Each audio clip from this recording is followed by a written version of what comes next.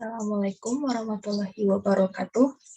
Perkenalkan, nama saya Selga Umang Gunawan dengan NIM 1102193157 dari kelas EL 4304. Dalam video ini, saya akan menjelaskan mengenai proyek perencanaan PLTS atap dan sistem kendali cerdas, yang mana proyek ini disusun sebagai tugas ujian tengah semester untuk mata kuliah Sistem Energi Listrik Terbarukan. Langsung saja kita masuk pada bagian 1 mengenai perubahan Peraturan Menteri ESDM tentang pemasangan PLTS atap.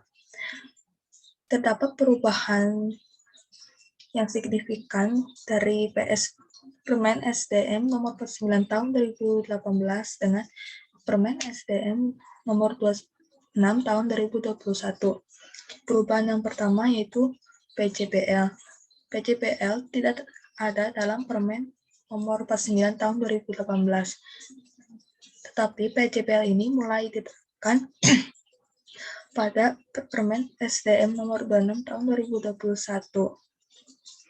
Selanjutnya, perubahan tujuan di dalam Permen SDM nomor 49 tahun 2018 terdapat pernyataan tujuan penggunaan sistem PLTS atap, namun penjelasannya kurang rinci. Dan penjelasan mengenai tujuan pemasangan PLTS atap itu terdapat pada Permen SDM nomor 6 tahun 2021 yang ada di dalam pasal 2. Selanjutnya, kapasitas dalam Permen SDM 49 tahun 2018 membahas tentang kapasitas sistem PLTS atap.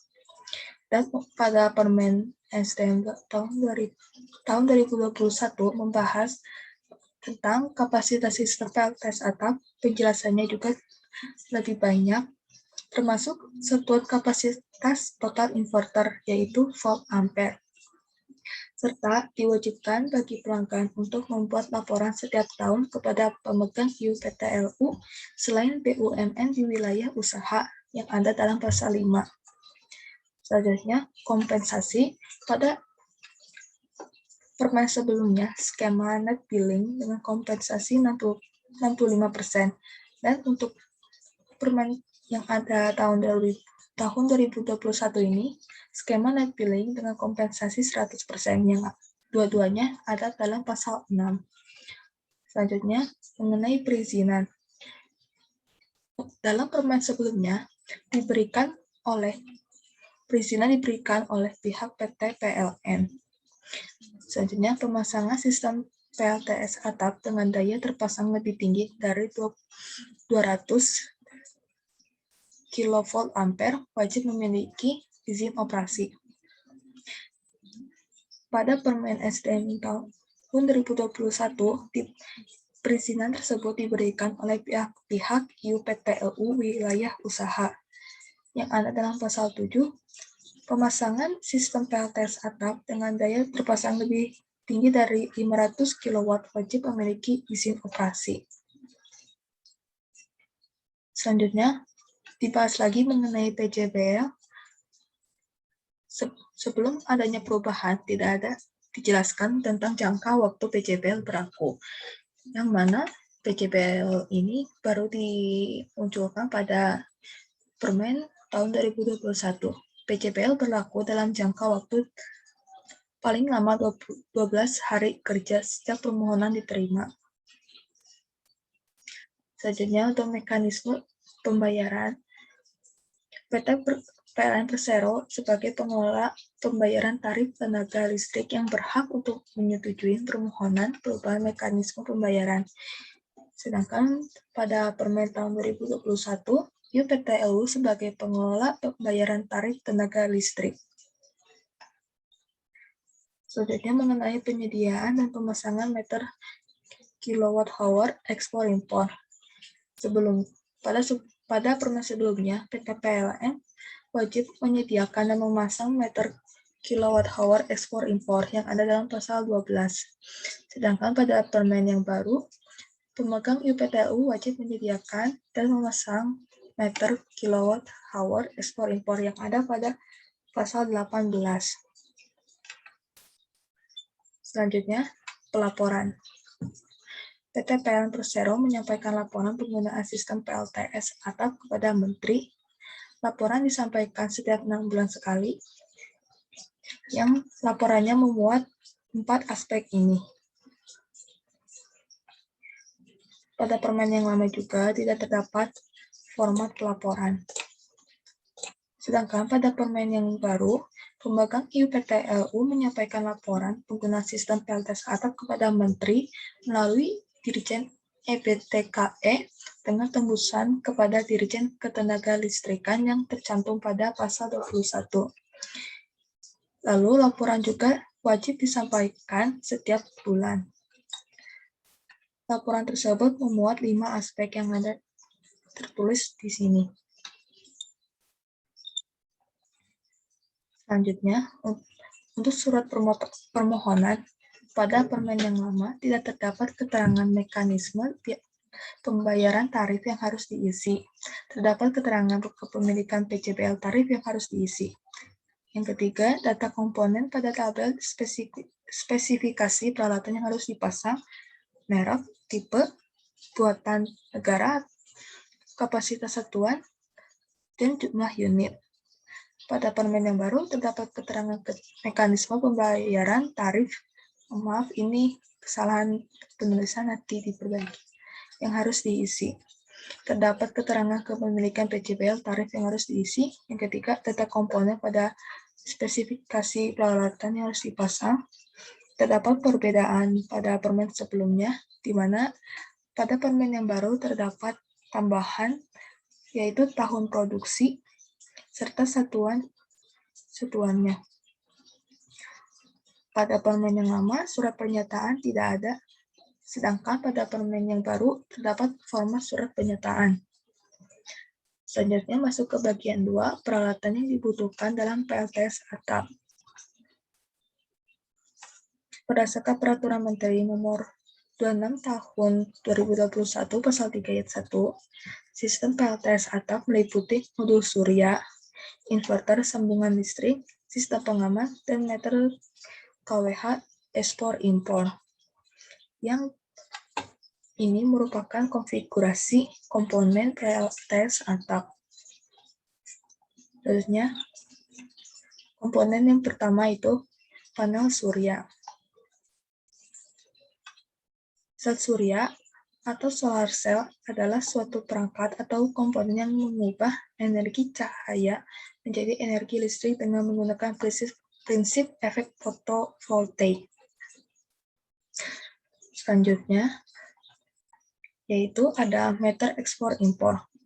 KWH meter yang berfungsi untuk mengukur aliran masuk listrik dari jaringan distribusi PLN ke pelanggan, yang mana pelanggan ini itu impor, sekaligus mengukur arus keluar listrik dari sistem PLTS atau ke jaringan distribusi PLN yang berperan sebagai ekspor. Yang ketiga, ada inverter. Ini gambarnya. Inverter pada sistem PLTS adalah sebuah komponen atau alat pada sistem solar panel yang berfungsi untuk merubah arus DC yang dihasilkan oleh panel surya menjadi arus listrik AC. Selanjutnya ada jaringan distribusi PLN yang berfungsi untuk mengalirkan listrik dari jaringan transmisi ke pelanggan. Bagi pelanggan PLTS atap, jaringan distribusi PLN ini merupakan media untuk melakukan ekspor listrik PLTS yang tidak digunakan. Selanjutnya ada beban atau peralatan listrik. Beban atau peralatan listrik ini merupakan pengguna akhir listrik, baik yang dihasilkan PLTS maupun yang diimpor dari jaringan listrik. Selanjutnya ada panel distribusi AC. Panel ini adalah unit alat yang berfungsi untuk membagi beban output inverter sesuai dengan kapasitas masing-masing beban. Unit alat yang berfungsi sebagai breaker dari panel surya ke inverter untuk menghindari terjadinya hubungan singkat atau korsleting. Selanjutnya ada DC breaker. DC breaker adalah alat yang berfungsi sebagai breaker dari panel surya ke inverter untuk menghindari, sama juga seperti sebelumnya, untuk menghindari terjadinya hubungan singkat. DC breaker ini biasanya ditemukan di bagian rumah tangga.